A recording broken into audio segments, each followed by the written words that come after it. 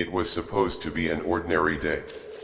One moment I was getting ready for my shift at work, and then the next thing I knew I got a text for an emergency alert. The text read, "Emergency, heavy rains with possible floods imminent. Do not leave your home under any circumstances. Effective. Immediately lock your doors and cover your windows. Avoid making loud noises, that light. If your household members have been outside in the rain, do not let them inside. I'll wait for their notice from the authorities." This was weird, to say the least. First off, the weather outside was fine. I was outside just prior to receiving a text and not a single cloud is in the sky. And then the instructions themselves. They didn't make any sense. Don't let your family members inside if they've been out in the rain. Before I could process that thought properly, I hear drumming of the rain on the roof of my home. I glanced on my window. I realized that the previously sunny day and now turned into a sudden downpour. The drumming that I had heard on the roof became a lot about the second, until it was the only salad at permeating the house. Despite my skepticism at the instructions of the message, I decided to abide by the rules and pull the blinds over my windows as well as lock my doors. I returned to my living room in order to send my boss a text that I won't be coming to work, but upon my time to, I realized that the message could not be sent. Not only were the services off, but there was no internet either, so I couldn't check what was going on in the news. I wanted to turn on the TV, but I don't remember what the message said about. I took a nap. The rain was loud, but the drumming of it to put me to sleep and more easily. I woke up sometime later, confused and groggy. The battery of the rain hadn't let up. If anything, it was only more violent. Now my glass to my phone. I realized that it was 5 p.m., still no service or internet. I got up and I went to the kitchen to grab some water.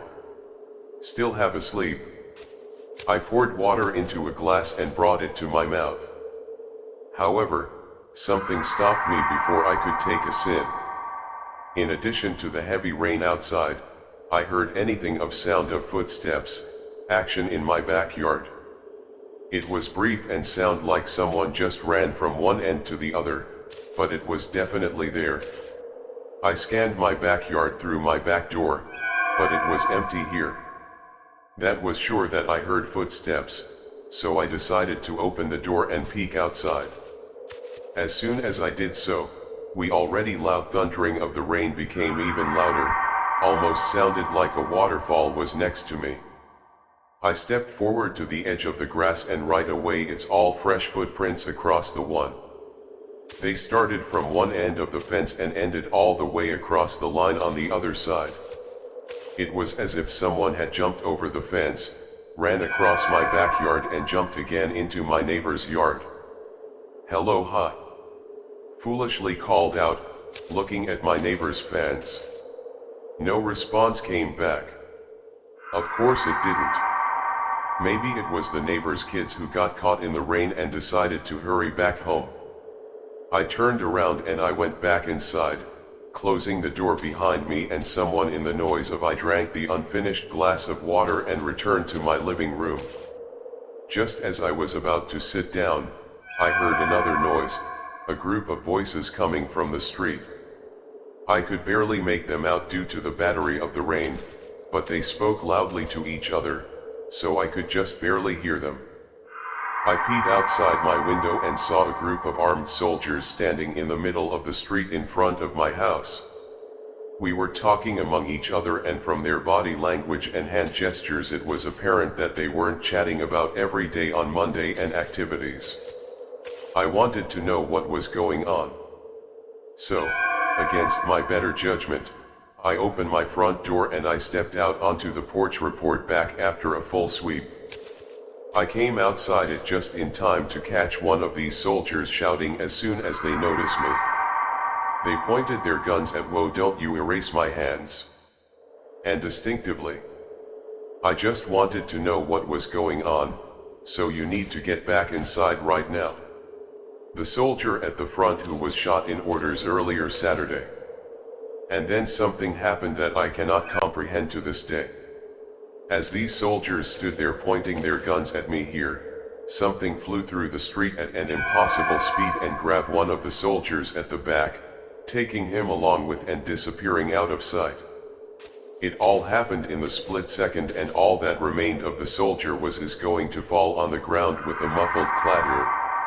I felt my hands angelously drop in my eyes wide, and as the soldier who was at the front continued barking orders at me. The others seemed oblivious to their squad member's disappearance, until one of them glanced aside and saw the gun on the ground. "Hey, Lieutenant, what is Ramirez?" Yes, the whole group turned towards the gun on the ground and started looking around for the soldier and Sean and his name. I wanted to tell them what I saw, but I wasn't even sure what had happened. I saw one of the soldiers pointed down the street at something that I couldn't see it from my porch, and when their whole squad looked in that direction, to one of a palpable fear, they pointed their guns at whatever was there. And just as I was about to straighten my neck to look at what they were so worried about, I was ordered by the lieutenant once more to get inside, this time a lot more violently.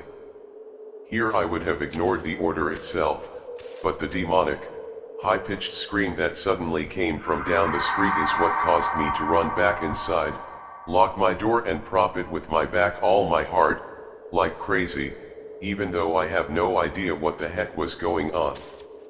Gunshots for mix play are along with the animalistic screeches. Then outside they were right to my ear. A moment later, both these screaming in, the gunshot ceased, and the only thing that remained was the drumming of the rain. My heart was pounding fast and my thoughts racing a million miles per hour. What the hell just happened? Before I could process that thought entirely, there was a knock on my door. "So you can open the door." Who was the lieutenant? Save from what I thought to myself, I stood up and I stared at the door, holding my breath. "Sir, open the door," the soldier said again. Something didn't seem right in the way that he said it, but I couldn't quite put my finger on it. "Sir, if you don't open the door, I will be forced to break in," the little tenant repeated. "I am warning you." His sentence cut off and the son of gunfire echoed her. Somewhere in the distance there is a set of violent splash in footsteps and moving away from the door, which I assumed he came from the lieutenant. I glanced through the people and, sure enough, he was gone, but the sight in front of me is what made my heart drop to the pit of my stomach. Dream about the street in front of my house where the mango to mutilated dead bodies of the soldiers that I just seen, their blood washed away by the pouring rain. I kind of the bodies in my suspicions were correct. The entire group of perished. Michael, guilty and stupid for disobeying alert instructions like that, and my skepticism and lack of understanding. I thought it was a simple rain warning. It decided to carelessly move out of my property. Now those soldiers were dead and I may have had part of the blame to take. I tried to push that thought out of my head and to figure out what I should do next. I checked my phone again and there is, of course, still no signal. I made sure my windows were covered properly and I turned on the TV, and none of them seemed to work.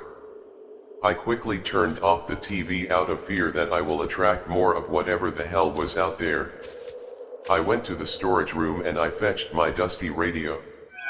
After putting in the batteries, I turned up the volume and started fiddling with the frequencies. Static, static, static. No, wait, there is something. On one of the frequencies, along with static, there were voices in the background, just too barely audible.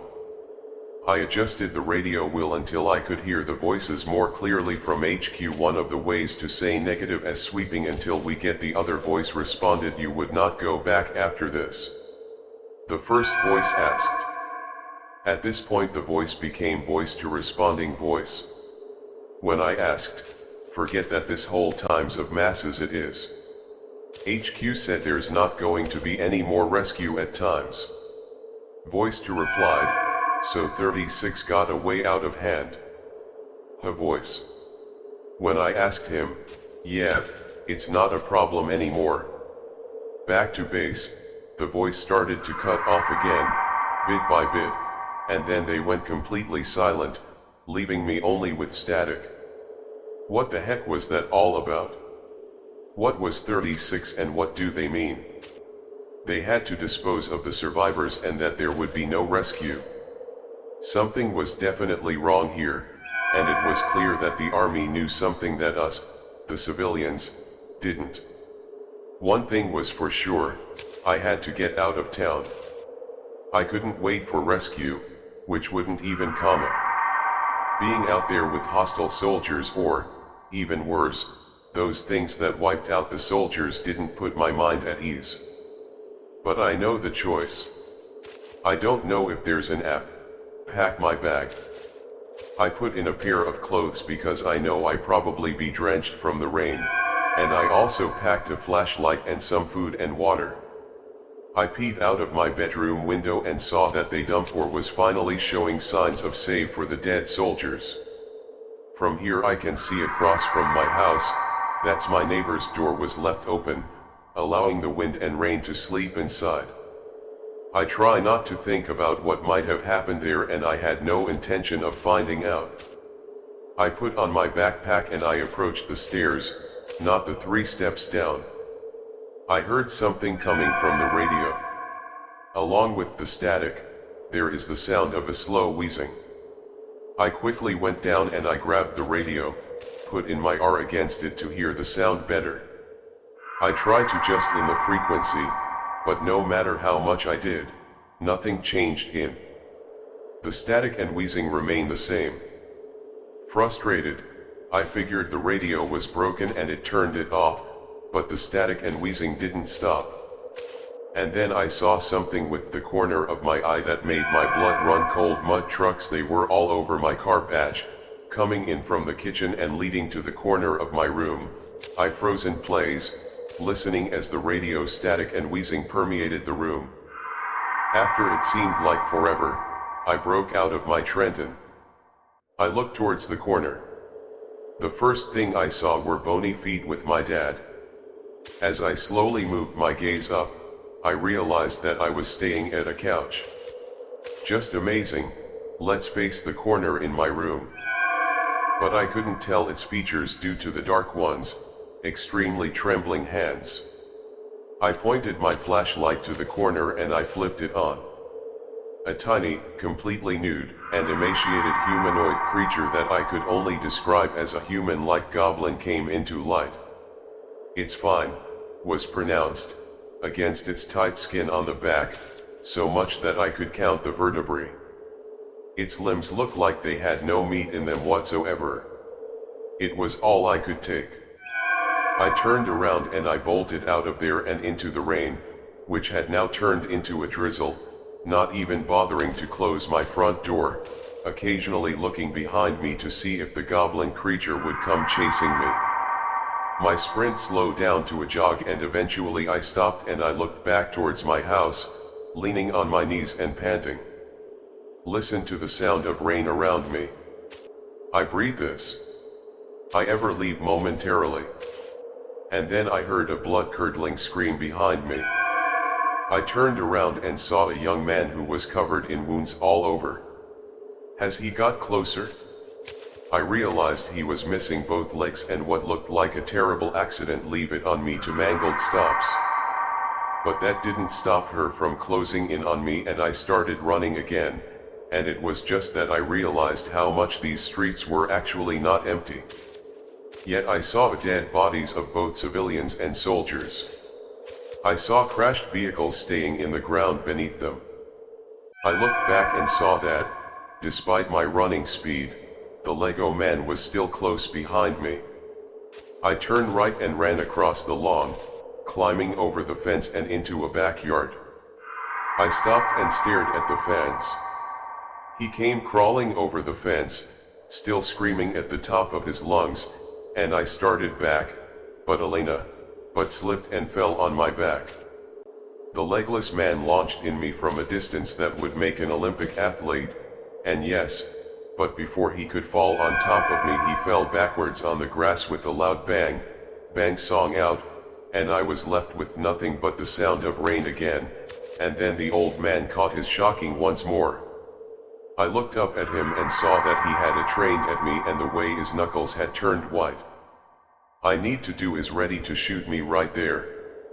Wait, don't shoot. I'm not one of them. And I raised one hand and I'm still sitting on the ground. Prove it. He said with the rough voice, what do you mean? Prove it. I'm talking to you. And I asked that. Only shit, he's bad in the ground.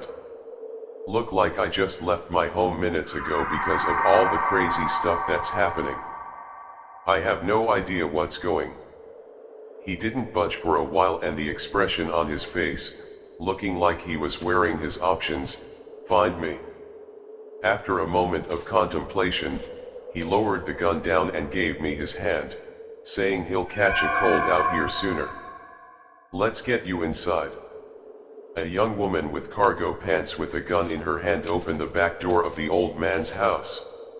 When she saw us, take your damn shoes off, the old man said, and I want you tracking no mud inside, and Dad know he might need to run out quickly in case they get inside. The girl said, fine. The man grunted and proceeded into the living room where he's at make yourself at home. The girl said, don't try anything, do better. She went past me and inside the living room everything about her confidence in verbal and body language and told me that she was trained for this exact type of situation. But I didn't want to ask her anything yet and I joined them in the living room and sat opposite of the old man name's Harry, cigarette, and this here is my daughter, Alyssa. I introduced myself as the old man kept staring at his. I couldn't decipher any emotions on the old man's face. You live close by, don't you have Harry ass? Yeah, a few blocks away. That creature made me get into your backyard. I didn't mean to trespass it. I said, are you headed to the hospital? Unless I asked, know why I took my head. Some survivors together. Do you know anything about what's going on? I leaned forward. Devil's work. I'll tell you.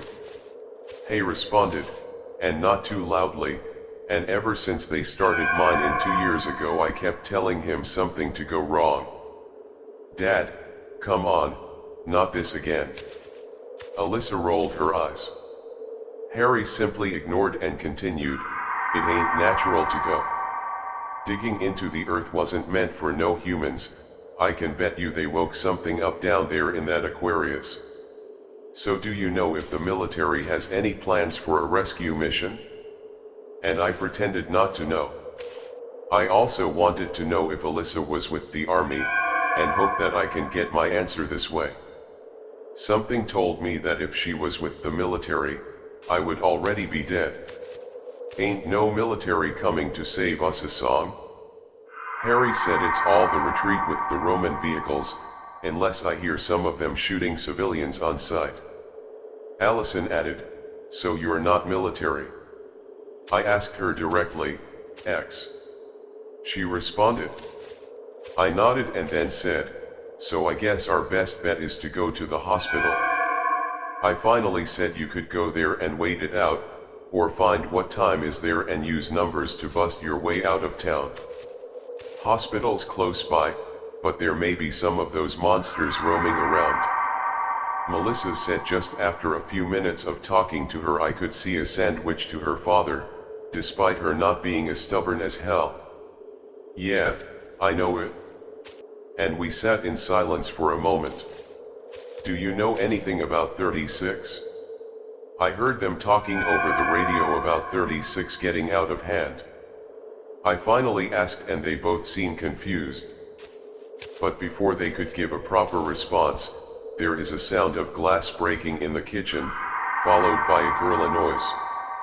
Harry shot up and grabbed a shotgun, while Alyssa pointed her handgun at the doorway. Here I saw a hatchet leaning on the side of the fireplace, so I grabbed it and got ready for whatever was coming. A moment later, the girl and a man that looks completely charged as if he was burned bullet to the head. I know the sound of glass breaking, this time behind us, and another tried person, a woman, jumped inside, completely ignoring the deep cuts on her body from the broken window. She started crawling towards me, and when she grabbed out of my foot, something kick-started life fight or flight. Instant I raised the hatchet about my head. Al, more of them come in the room, turn into a cacophony of gunshots and Terry's "Come on, you ugly son of a guns." And I managed to bring down one more charred creature with the hatchet, and as I turned around I saw that one of them tackled this out of the ground and thrashed to violate of all. She tried to free your hands of his grip and shoot him. I swung the hatchet as hard as I could and badness into the attackers. He started scooting back with his heels, holding his bleeding shoulder. But by this point adrenaline took over my actions completely. So I had no intention of stopping. I grew up the hatch with both hands and brought it down on the creature over and over, first every one of his arms at the forearm and then finally killing him with a strike the face. Just then I realized everything was quiet again. No gunshots, no good thing, no swearing at Harry's end, just the sound of our panting. I owe you, Alyssa patty on the shoulder, and she stood up. I bet you're thinking, for now you didn't have to take all those shoes, these goddamn assholes. Period. You stupid dad, if you say you'll die, my promise, your mama, that this would always be our home. I'm not letting these house phone take it away from us. You can see the disapproval on Alyssa's eyes. So he put his hand on your cheek and sighed, "Out of here, you understand?" Hesitantly, and turned around. "Come on, let's go," she told me and walked down to the pavement. "Thank you for saving my life," I said, and I gave him one last night for the first time in the short time that I thought I finally saw an emotion on his face, an emotion which didn't suit him in the slightest. Despair.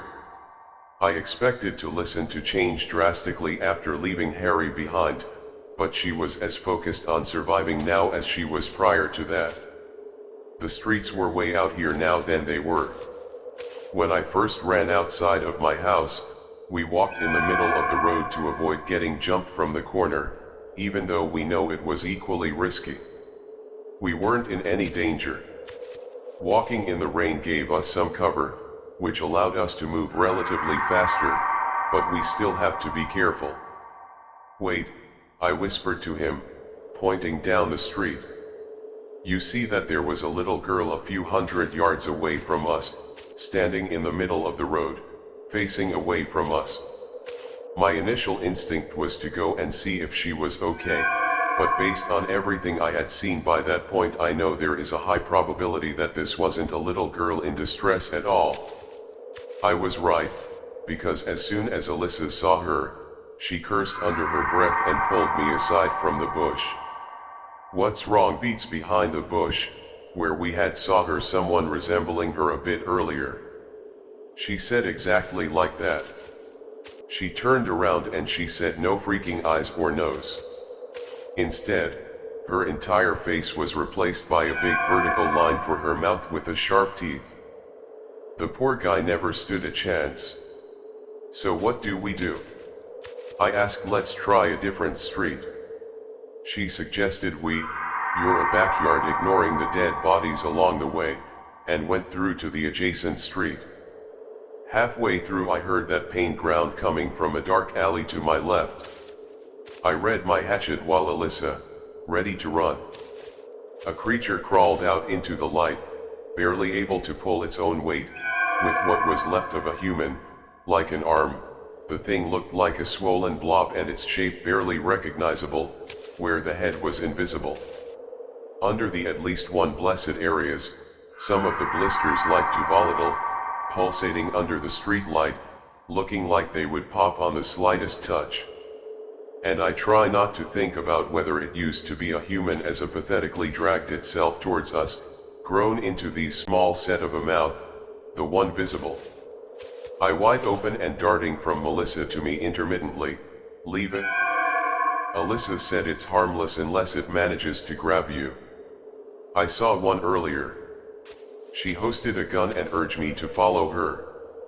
I gave the amalgamation of the creature one last before following my partner. What exactly have you seen, Melissa? I asked while walking behind her hair. She was silent for a moment before responding. I got caught on the downpour while heading home. It was like a war zone, military killing everything, monsters of all shapes and sizes. I didn't stick around to find out, since the heavy rain brought some really bad monsters. Wait, look. I pointed to graffiti on a billboard. It said 36 will save us. You mentioned it before, right? Unless I asked, what is it? I don't know her. The military talking about it over the radio? Whoever, whatever it is, it's responsible for all the crazy stuff happening in town. We walked in silence for the rest of the way until we had reached the hospital. It's a good thing too, because the rain started to get heavier by the time that we had reached the entrance. There were no monsters in front of, but when we entered, our hearts dropped at the amount of dead bodies at the front desk, both human and otherwise. Shit, Alicia cursed quietly and ready for God. This was a bad idea, we should get out of here, I said, as if they hire force her to me.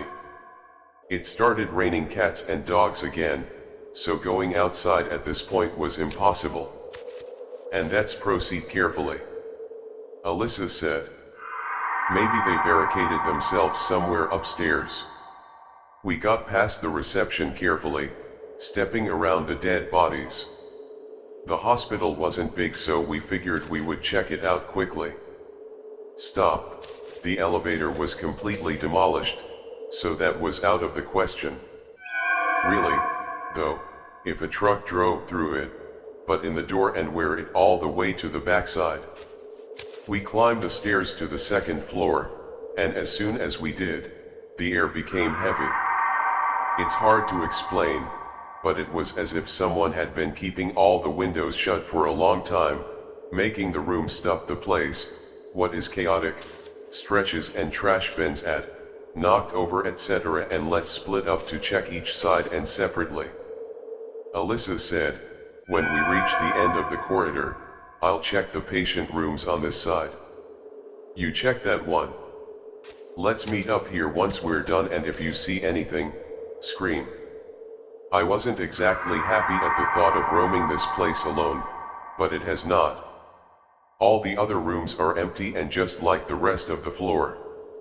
It didn't make sense, but the only possible outcome was that the survivors probably barricaded themselves on the third floor. I came back to the meeting place and then I heard a list of calling me from around the corner. Hey, come check this out, she said from one of the rooms. Comma. I said, and I followed her voice. Just when I was about to open the door, I felt it from grip on my left hand. I drained my head in that direction. Call Alyssa. How old am I? Right after shaking her head with a worried look on her face, don't, that's not me. She whispered with a trembling voice. My mind couldn't process what I was looking at. I stared at her and then back at the door. Hey, you still there? Oh, this is. Voice came from the room again, followed by an approaching set of footsteps, still holding my wrist, pulling me into one of the adjacent rooms where we quickly head inside the locker. Quiet now, she whispered. A second later the door opened and through the cracks is all Alyssa walking in and looking around. Damn it, where did he go? She mumbled and turned around to leave the room. Just then I felt a grip on my wrist. I didn't even more. I looked down and then the dark. I saw the hand holding it, but it wasn't Alyssa's hand. The fingers were telling me I was unable to, so instead of the locker falling on my shoulder painfully, I got up and ran outside just in time to see Alyssa appointment with me. We ran to the stairs and up on the third floor, making our way past the dozens of bodies and patients, staff members, monsters, etc. A realization raced through my mind that there were no survivors. And as we reached a dead end blocked by a makeshift barricade, we turned around to see if the old man had followed us. A second later he climbed the stairs, is driving menacingly towards us. At this point the lights started flickering, and every time they would go, the lights would go out for a split second and then I would appear in a different spot, always a step closer, and then he finally reached us, and instead of attacking us, he simply went past us. We followed him with our gaze and the lights went out again, but this time they didn't come back on. Never sounds loud crash in 6 p.m. problem at some moments. Right next to me, when the lights finally did come back after almost a whole minute. The barricade behind us was completely random, the way clear. The older man was nowhere to be seen. I liked to ride at all the dead bodies of monsters around me and inspected the identical tattoos they all had on the wrist and whatever extensions of extremities. They had the same tattoo I saw in the old man's wrist when he held me in the locker. Assemble, 2-digit number 36. We didn't have time to think about the monsters branded with the number 36 because the sound came from behind us, from the place where the barricade I previously been carefully past. More dead bodies and then something small ran past this in the dark. Alyssa gestured for me to follow her and so I did. And there was nothing around the corner, but we audible sound coming from right behind a wheelchair in front of us. Alyssa stealthily approached it and then kicked the wheelchair aside. A small boy came into visibility. He screamed, ran past us before we could grab them. "Hey, Waze, we want to help you." I shot it after him, but he didn't listen. He disappeared into one of the rooms. Alyssa and I wasted no time running after him. "A little boy, where are you?" Alyssa frantically looked around the room. A minute. After searching, we found him under a patient's bed. I showed my flashlights and I saw his terrified face. He was no older than 6 and he looked like he had seen more than enough for the next 20 years. "It's okay, we won't hurt you, I know." Down slowly, holding my hand in front of myself, he was painting.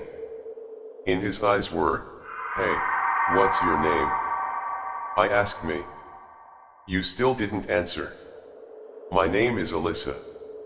Alyssa introduced herself behind me. "Where are your parents, the kids?" Eyes wide and even more, and he started backing away. It took me a moment to realize that it was not we who started in. A fancy and grunting sound came from behind us, and as soon as I turned around I saw another one of those blobby amalgamation play, the one in the alley here, tackling Alyssa of the ground. She held it back with her foot, trying to wiggle out of its reagent my hatchet firmly, and thought for a second about what I should do. Just like the one before, the creature loved to very volatile and I didn't know how dangerous getting close could be. But when I saw how dangerously close it was to reach in Alyssa's face with its deformed finger, is it on his back with a full force, there was a loud popping sound and I fell back. "Is something warm inside?" "You hit my face with unimaginable forest ice," my hand across the door on my face and spat it out of my mouth. "Hey you, okay, unless I helped me up the disgusting," and I spent all the rest of the sign for my mouth and I cleaned myself off the master bedroom. He finally came to trust us and let us approach him. "What's your name?"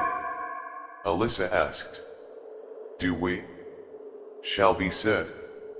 Looking at his feet, "Are your parents close by?" I asked him.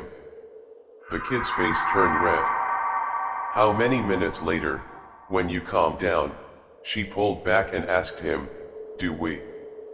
How did you get here where the other is? My mom and dad and I came here, but there is a fight. Did the monsters kill them? Alyssa asked, do we? Shook his head. There is a man in black clothes. He and some other people said 36 is good and the other people said that they have 366. So the man in black and his men killed everyone, including your parents. Alyssa frowned, doing audit. Do you know this man's name, Martin? Did they say where they would go? I asked. Dad said that we couldn't leave the city because of the soldiers were bad. So they planned to go to the old mine where 36 was. But when Dad said that they had to get rid of, got angry and that's. And I smiled. And what else do you remember, do? We thought for a moment. Lauren told me I could be saved if I went with him, but I didn't want to go. A bad man was there. He wanted to hurt me, but Martin said no, so they went. There might be something there. How many men were with Martin? Do we count on his fingers for a moment before responding with a simple 6?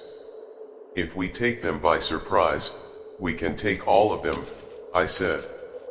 Eliza looked uncertain, so I said, look, chances are all exits out of town or heavily guarded by military. But if we can get to the bottom of this whole thing, we may be able to undo some of the damage and maybe even survive. By the time we got out, the rain was a mere drizzle. Again, since the mine was on the other side of town, we took the closest pumpkin and car that we could find. To hell with the noise and monsters, and I let Alyssa drive. Although we saw monsters on the road, most of them didn't seem to care about us. They would glance at us and then continue play. Knew they couldn't catch us in the car. Are you okay, Alyssa? I asked when she got really quiet and Dewey was sleeping in the back by this point. Yeah, she said, just thinking about my dad. You know, he used to take me to this park right here every weekend when I was a kid. No, I didn't seem like the gentle type. I smiled. He wasn't. She smiled back. We would play the Terry drills there while everyone else played. You wanted to be a soldier ever since you were a kid. Yeah, and I enjoyed every second of it. You don't want time. When he wasn't looking. During training I sat on a swing just for fun to take a break. Not a minute later I fell off and I hurt myself. He saw me and when he approached me he said, training hard and you're making it that much easier for them to dedication. It helped me during boot camp and after my mom passed he said it's what helps keep him alive, and more too. I wonder if this is a little too much for him. Now he's talking, you can take down a whole of those creatures, I said. After a moment of silence I spoke up. You know, my father was never around. I always worked hard to provide for us. Whenever I asked to spend time with him, he said I'll think of one day for always being busy. And then he died and I never thanked him for it. I didn't care about his money, I just wanted to spend time with him and I never got that. It seems we both got to polar opposites. Alyssa said, yeah, you know this. One time I started coughing, are you okay? She asked, yeah, probably just caught a damn cold from this rain. I said, clearing my throat. Well, don't go getting a fever on me. Now we're here, she said. She pulled over in front of a huge fenced-off area which led to the quarry. This place is huge. She said, where do we even start? I think I've got an idea. I said, when did you? One of the signs of the finest there is an arrow pointing to the right side and it said 36. This way, you should probably stay with Dewey while I scout ahead. I told Alyssa no way. She disagreed before I even finished my sentence.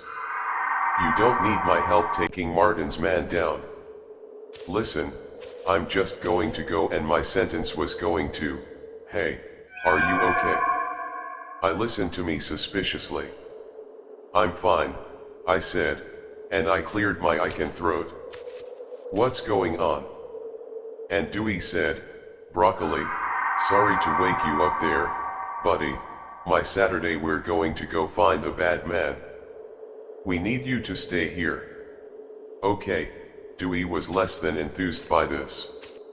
We checked out the mind. After a few minutes of convincing, he finally agreed when Alyssa told him that his job is to keep the car safe. Do you mean? It's an extremely important to ask. It will be back soon.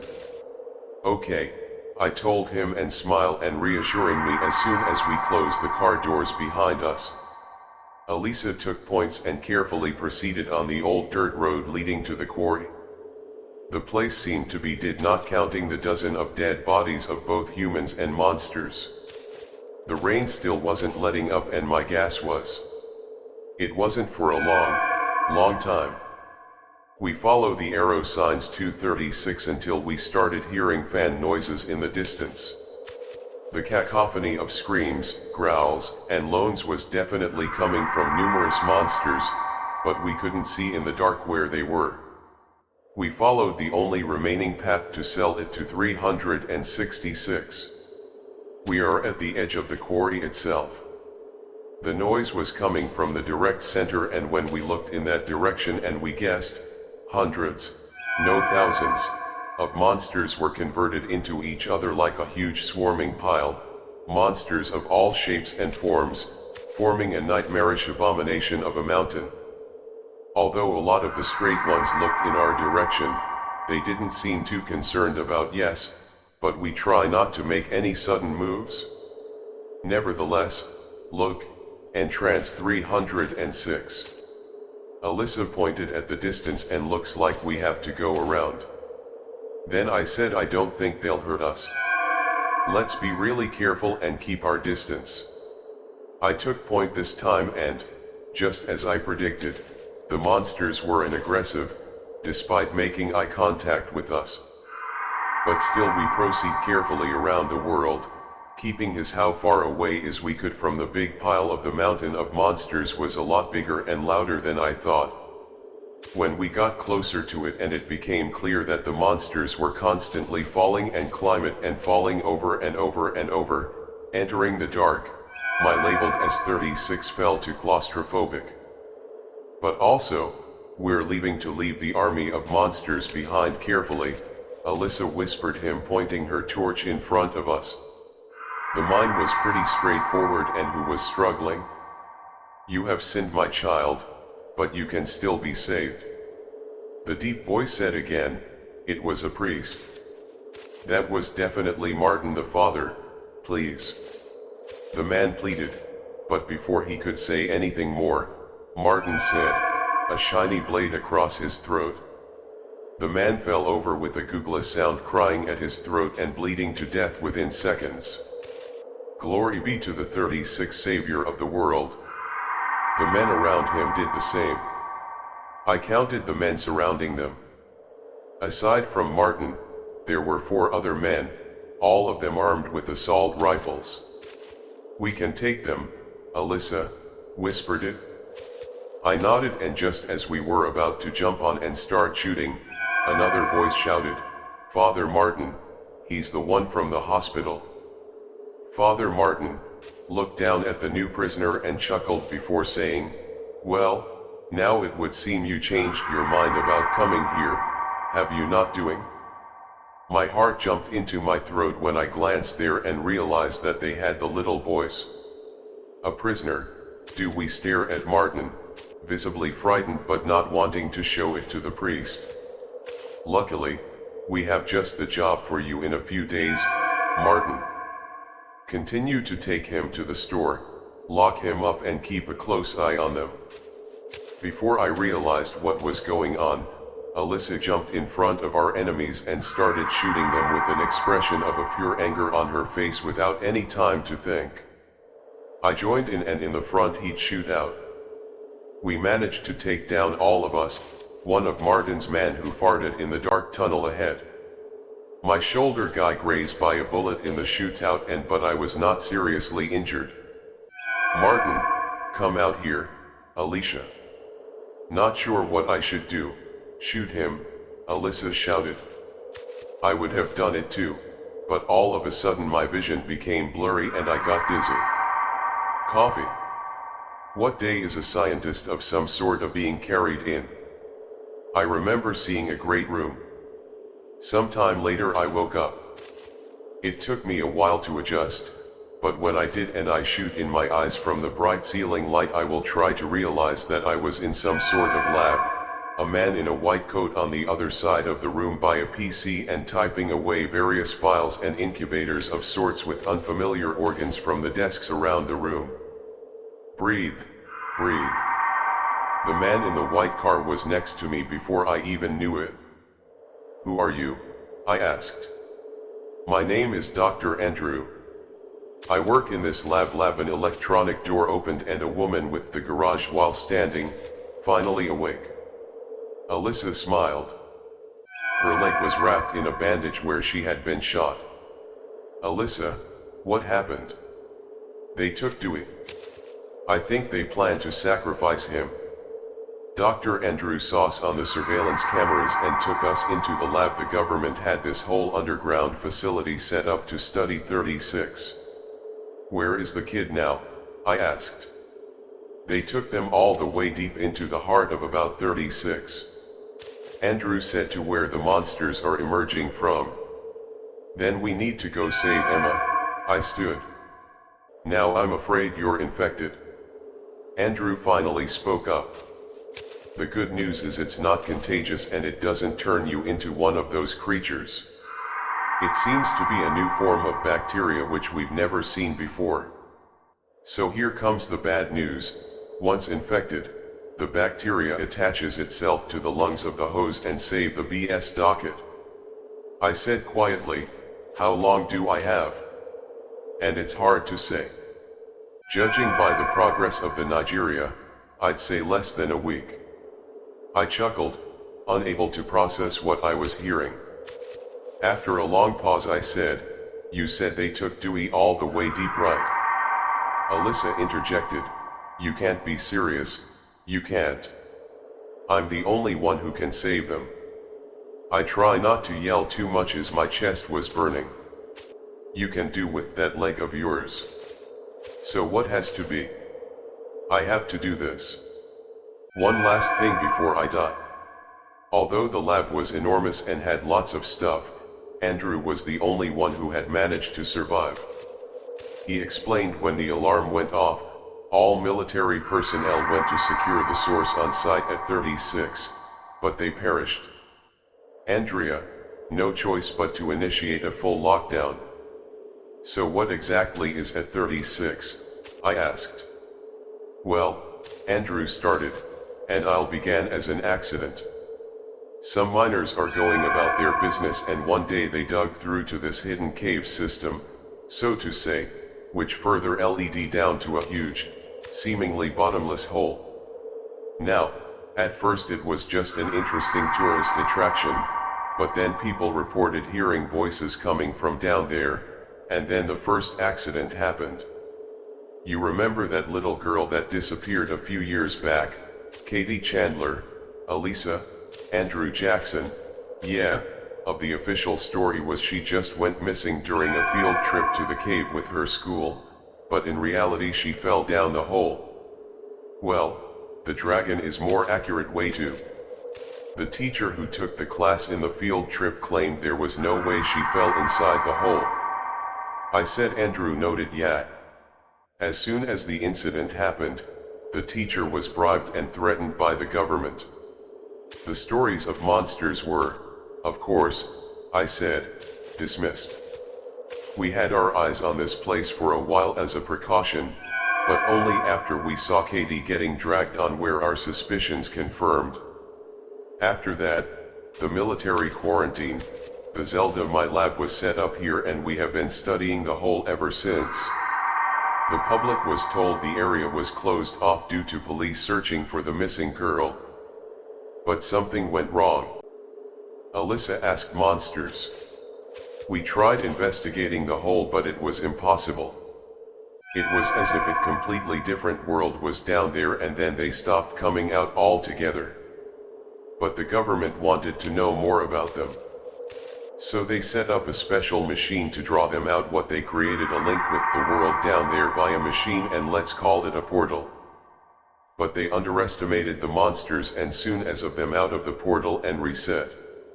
So what about the rain?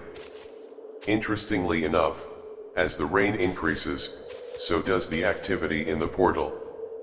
We still don't know how they're connected, but one thing is for sure, the heavier the rain, the more dangerous they are on our way here.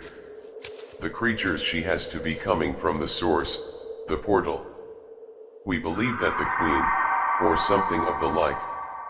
So how do we stop them? Your best bet is to destroy the machine. It's very fragile, so a few bullets should do it. But that still leaves the monsters outside, unless it's Saturday, yes, and if the machine is destroyed, there may be a number of Play Joel monsters coming out of the hole. The ones that manage to get into our world before the connection is suffered any chance are. The government will either nuke the city to prevent it from spreading, but if we close the portal, the monsters may get confused about the connection to their leader. I can then contact HQ when they conduct a full sweep and rescue mission. What are those creatures anyway? I asked. Well, we don't know exactly yet, our research team, but we still know barely anything about that. There was a long silence. Well, it's time for me to go. I stood up. Wait to take this. Andrew went to his desk and returned with a box of pills. It'll suppress the bacteria, but it's only for a very short time. Take one every hour and no sooner. My mind was on autopilot and I try not to think about the fact that my time on this earth was limited. Elisa stood up with the help of her crotch and opened her mouth to say something, but I could tell she had no idea what to say. There was nothing she could say to ease the situation. Don't worry. I said I'll bring him back and then you need to keep him safe and I will promise, she said with glossy eyes. I coughed painfully and then said to her, you know, I plan on asking you out on a date once this was all done. Despite being stubborn, I think we would get along. If you weren't so ugly, I'd say yes, she said, and we both laughed and I stayed at the ground and then looked her in the eye. If I'm not back soon, you'll have to go on alone. She didn't. The doctor escorted me out of the lab. He gave me an assault rifle which belonged to one of the soldiers, and told me how to reach the source where the machine was. The lab itself was hiding behind a fake wall which can be raised and lowered. So that explains how the docs did save this whole time. I stepped outside and turned back to the dock. If you make it back, I'll see you on the camera feed and open the passage for you. Goodbye, Andrew, said and pushed the button which lowered the fake wall back louder. Louder, I said to myself, and started walking. I assumed, reached the area where we first saw Father Martin and from there I went inside the dark tunnel ahead. It slowed her until I could see my breath in the air. After I started having a coughing fit, I had popped one of the pills and continued to try to study my breathing. I felt fatigue taking me over, so I knew I was almost out of time. When I just set it to the bottom, I started seeing lights from torches on the walls. As I continued, the rock walls and floor changed into a metallic hardware. I followed the only path ahead of me yet until I heard voices in front. It was a mixture of adult and child voices. In front of me, a huge area with a tall ceiling.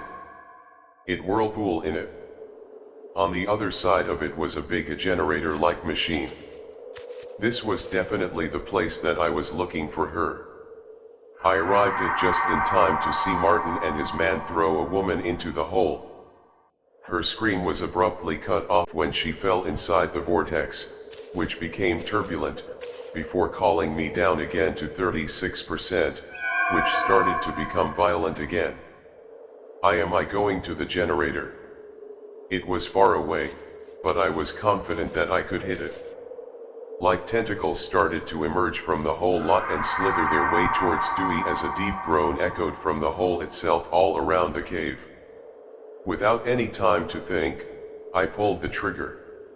The bullet hit the machine with a loud clank and the sun of electric shocks filled the air. The vortex in the hole disappeared just like that, and the tentacles 7 on the ground, purple blood oozing out of the hammer. The deep ground from before it turned into a stream of agony and the cave began to shake.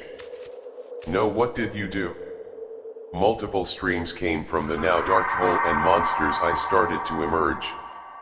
They wasted no time pulling Martin's man into the hole or slaughtering them outside. Most of his men had already escaped, some deeper into the cave and others are in past me, remind me in their panic.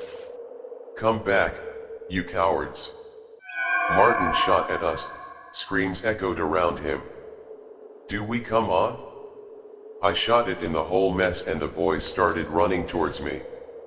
A thin creature with sharp claws and teeth, pursued of on all fours and just as it would love to grab them. I shot the creature and knocked it backwards and it didn't move again. Come on, and we both ran as quickly as our legs and the shaking ground a lot of us too. We ran unsteadily through the tremors and I heard Kevin's behind us. My chest was on fire and I was already out of breath. Do we run? I said between brass and continued staggering. And then I felt a powerful for us and not the arena. I dropped the gun and I fell to my side. You'll pay for that. Even put his hands around my throat and I started choking me, ruined everything. He said it, squeezing so hard that my vision got dark by the second. I'll kill you for what you've done. And raise my hands and punched in at the forearm, says hard as I could and making his grip loose and I bent, coughed up some blood in his face and kicked him away from me with the remaining strength. I turned around on my stomach and started crawling towards the gun in the ground. No you don't, Martin. I found myself getting dragged back on my feet.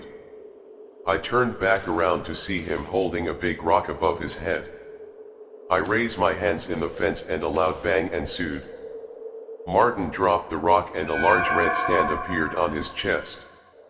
He stared at me and disbelieved before finally falling down. Dad in hell, Eliza said, holding a gun, with Dewey behind her. Come on, let's go. She said, the air again behind us. We ran back inside the lab and Andrew closed the secret passage just in time for the monsters to slam into the incredible wall. I fell on my knees, coughing violently. When I finally stopped, I felt weaker than ever, so much that I could barely stand. I lay on the bed while Andrew contacted HQ via radio. A few minutes later you got to respond to. The military confirmed they would eliminate the remaining monsters and perform a search and rescue immediately. But I couldn't respond since I fell out of consciousness. I woke up sometime later, on the same bed. Alyssa and a bunch of doctors were around me. You're good, he's stable. Now is he going to be okay? Unless I asked, I let you down and saw military people talking to Andrew, and more loud. Will you have arrived a few minutes late? He would have been dead. The doctor said he can never be rid of the infection, but the bacteria will remain dormant as long as he takes the medication. You have to keep a close eye and, Anna, and if there's even the slightest change I know I'll take care of him. She said. The doctors left and Alyssa sat next to me with a big smile and squeezed my hand. Hey, you hear that you're going to be alright? and to all rescued survivors were forced to sign an NDA about the whole deal under the threats of incarceration and even execution. The official reported story was that there was a virus outbreak which had since been contained, despite the numerous casualties. Months later I live a normal life, I'll be with the capacity and Dewey lives with. Everyone else seems to be back leaving the road Monday night too, and no one talks about the rain incident. One thing still bothers me. That way, whenever it rains, I always hear something when I'm home, something that puts me on edge. It takes me back to the day when the whole incident started, something that's always just loud enough for me to hear, no matter what I'm doing here where I am at my house, the despicable sound of footsteps, a splashing in my backyard.